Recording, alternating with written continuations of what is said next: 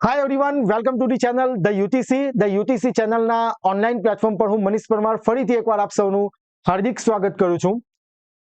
આજનો video સ્ટુડન્ટની special request પર આપણે બનાવેલો છે કે જેની અંદર આપણી જે વાયરમેનની ભરતી આવી છે 66 જેટલી વેકેન્સી છે, એડવર્ટાઇઝમેન્ટ નંબર 311 G SSSB.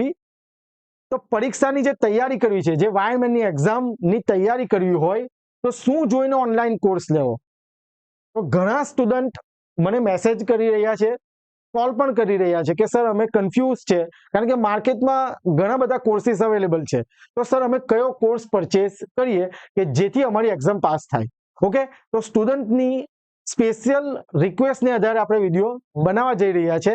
તો વિડીયોને એન્ડ સુધી જોજો. તો હું તમને સૌપ્રથમ જણાવી દઉં કે જે કોઈ વિદ્યાર્થી કોમ્પિટિટિવ એક્ઝામની તૈયારી કરે છે, માત્ર આપણે વાયરમેનની વાત નથી કરતા, જે પણ કોઈ પોસ્ટ માટે તમે તૈયારી કરી રહ્યા હોય તો એ વિદ્યાર્થીએ ખૂબ જ કાળજીપૂર્વક જે પ્લેટફોર્મ તમે નક્કી કરો છો કે આ પ્લેટફોર્મ પરથી આપણે તૈયારી કરીએ, એ ખૂબ જ કાળજીપૂર્વક નિર્ણય લેવો જોઈએ. કારણ કે આપણે જે તૈયારી કરીશું, બરાબર, ફી પે કરીએ છીએ, તો ફી જે આપણે પે કરીએ એ મહત્વની તો છે જ આપણા માટે કે ભાઈ આપણે પૈસા આપીએ છીએ, પણ એ એવું નથી કે પાછા નહીં મેળવી શકીએ, બરાબર. પણ જો તમારો આ સમય જતો રહેશે, જો આ ભરતી તમારી જતી રહેશે તો એ પાછી વહેલી આવશે નહીં. ભરતી પાછી વહેલી આવતી નથી અને જે ઇમ્પોર્ટન્ટ આપણો કિંમતી સમય છે એ આપણો વેડફાઈ જશે, બરાબર. તો આપણે આ વિડીયોની અંદર ચર્ચા કરીએ કે ઓનલાઈન કોર્સ લેવો હોય તો શું વસ્તુ આપણે ધ્યાન રાખવું જોઈએ. ઓકે, તો અહીં જે પોઈન્ટ લખેલા છે મેં, બરાબર, આ જે પોઈન્ટ લખેલા છે તે દરેક વિદ્યાર્થીએ આ પોઈન્ટને ખૂબ જ ધ્યાનથી જોવું જોઈએ અને ત્યાર પછી જ તમારે જે નિર્ણય લેવો છે કે ભાઈ આ પ્લેટફોર્મથી આપણે તૈયારી કરવી જોઈએ, એ જ તમારું કારગર નિર્ણય કહેવાશે. ઓકે, તો કન્સિડર ધીસ પોઈન્ટ. સૌ પ્રથમ છે ડેમો લેક્ચર્સ. બરાબર, આપણી વાયરમેનની ભરતી છે, માર્કેટમાં ઘણા બધા કોર્સીસ અવેલેબલ છે. તો સૌ પ્રથમ જે પણ પ્લેટફોર્મ તમે સિલેક્ટ કરો છો, ઓકે, તો ત્યાં ડેમો લેક્ચર્સ અવેલેબલ હશે. તો જેટલા પણ ડેમો લેક્ચર્સ છે, પ્લીઝ એ ડેમો લેક્ચર્સ વ્યવસ્થિત રીતે તમે જોઈ લો.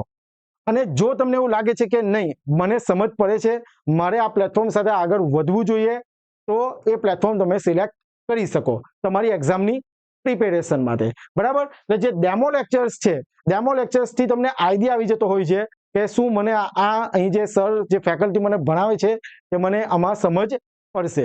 ઓકે, ત્યારબાદ ફેકલ્ટીનું એજ્યુકેશન.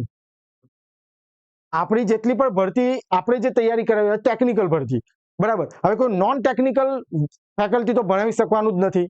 તો સૌ પ્રથમ તમારે એ પણ વેરીફાઈ કરી લેવું જોઈએ તો ફેકલ્ટીનું એજ્યુકેશન શું છે, બરાબર છે.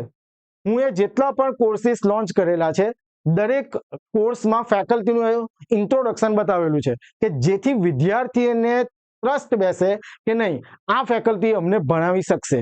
ઓકે, ફેકલ્ટીનું એજ્યુકેશન એટલા માટે ઇમ્પોર્ટન્ટ છે કે એમનો એક્સપિરિયન્સ તમને ખ્યાલ આવશે, એજ્યુકેશન. ઓકે, ત્યારબાદ ફેકલ્ટીનો અનુભવ, જે મેં તમને કીધું, ખ્યાલ આવે છે કેટલા વર્ષનો ટીચિંગનો એક્સપિરિયન્સ છે, બરાબર, કેટલા વર્ષનો ટીચિંગનો એક્સપિરિયન્સ છે.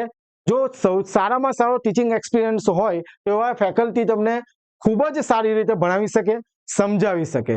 ખ્યાલ આવે છે બધાને? ત્યારબાદ લાસ્ટ સૌથી મોટું ઇમ્પોર્ટન્ટ વસ્તુ, મેજર પોઈન્ટ, શું ફેકલ્ટીએ કોઈ કોમ્પિટિટિવ એક્ઝામ પાસ કરી છે? આ વસ્તુ જાણવું ખૂબ જ જરૂરી છે. કારણ કે ધારો કે કોઈ ફેકલ્ટી ભણાવે છે અને એમની પાસે કોમ્પિટિટિવ એક્ઝામ પાસ કરવાનો કોઈ જ અનુભવ નથી, તો એ ખાલી ભણાવી જાણશે. આપણે જેમ કે કોલેજમાં ભણીએ છીએ, કોલેજ સ્કૂલોમાં જે ભણી ગયા તે રીતે, પણ જો કોમ્પિટિટિવ એક્ઝામ પાસ કરી હોય જે તે ફેકલ્ટીઓએ, તો શું થશે, એ ફેકલ્ટી તમને એ ડાયરેક્શનમાં મહેનત કરાવશે કે નહીં ભાઈ, આ જે પોઈન્ટ છે આમાંથી આ પ્રકારના એમસીક્યુ આવી શકે. કેમ? કારણ કે એમની પાસે એક્સપિરિયન્સ છે. ખ્યાલ આવે છે બધાને? એટલે ફેકલ્ટી કોમ્પિટિટિવ એક્ઝામ પાસ કરી છે કે નહીં તે પણ તમારે જાણવું જોઈએ. ઓકે, તો કન્સિડર ધીસ પોઈન્ટ. તો જે વિદ્યાર્થીઓ હજુ પણ મૂંઝવણમાં છે, બરાબર, કે મારે કઈ જગ્યાએથી કોર્સ લેવો, મારે કઈ જગ્યાએથી પ્રિપેરેશન કરવી કે જેથી મારું નામ સિલેક્શન લિસ્ટમાં આવે, તો હું વિદ્યાર્થીને સજેસ્ટ કરીશ કે તમે સૌ પ્રથમ ડેમો લેક્ચર જોઈ લો. ત્યારબાદ ફેકલ્ટીનું એજ્યુકેશન, એમનો અભ્યાસ શું છે, ત્યારબાદ ફેકલ્ટીનો અનુભવ કેટલો છે અને શું ફેકલ્ટીએ કોઈ કોમ્પિટિટિવ એક્ઝામ પાસ કરી છે. આટલી બધી વસ્તુ જો જાણી લેશો અને જો તમને એવું લાગે કે ના આ બધા જ ક્રાઇટેરિયા આ પ્લેટફોર્મ પર મેચ થઈ જાય છે, ત્યાર પછી જ તમે ડિસિઝન લો કે આપણે આ પ્લેટફોર્મથી તૈયારી શરૂ કરી દઈએ. કેમ? કારણ કે જે ફી કરશો તે તો ફરીથી આપણે કમાઈ લઈશું પૈસા, પણ જે તમારો સમય વેડફાશે અને જે ભરતી તમે ગુમાવશો તે ફરી કદી આવવાની નથી. બરાબર? મેં કીધું છે દરેક વિડીયોમાં સ્પર્ધાત્મક પરીક્ષાનો યુગ ચાલે છે. દરેક વિદ્યાર્થીને સરકારી નોકરી જોઈએ છે, બધા જ તૈયારી કરે છે. તમે શું અલગ તૈયારી કરો છો એ તમારા માટે ખૂબ જ ઇમ્પોર્ટન્ટ વસ્તુ છે. ઓકે, તો જે વિદ્યાર્થી મૂંઝાતા હતા કે મૂંઝવણ હતી, તો આટલી ખાસ વસ્તુ જે અમે જે તમને કીધું એટલા પોઈન્ટ ધ્યાનમાં લઈને તમે તમારી તૈયારી શરૂ કરી શકો. ઓકે, આપ સૌ જાણો છો તેમ આપણા પ્લેટફોર્મ પર આપણે વાયરમેનની ભરતી માટે કૌશલ્ય બેચ લોન્ચ કરેલો છે.